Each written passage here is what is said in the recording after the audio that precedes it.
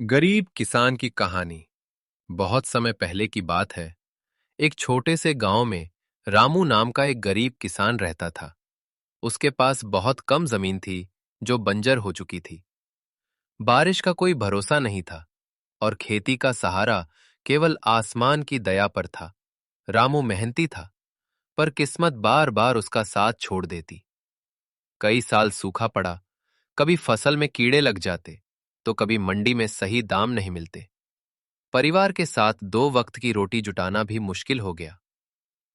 हौसला नहीं टूटा।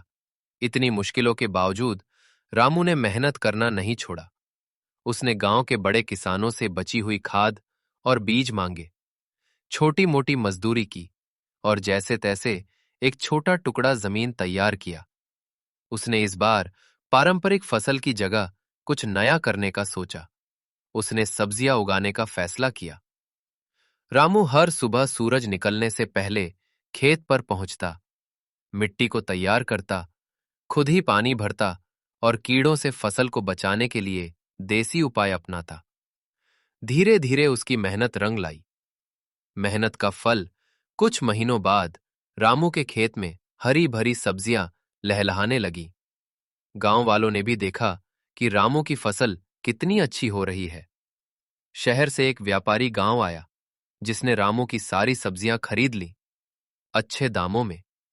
रामू ने धीरे धीरे अपने पुराने कर्ज चुकाए, जमीन को सुधारता गया और अब वो गांव के एक सम्मानित किसान बन गया। उसने दूसरे गरीब किसानों को भी सब्जी की खेती करना सिखाया और सबकी जिंदगी बदलने लगी। सीख। मेहनत कभी बेकार नहीं जाती। हालात चाहे जितने भी कठिन हो, अगर इरादा मजबूत हो तो कोई भी गरीब किसान अपनी किस्मत बदल सकता है।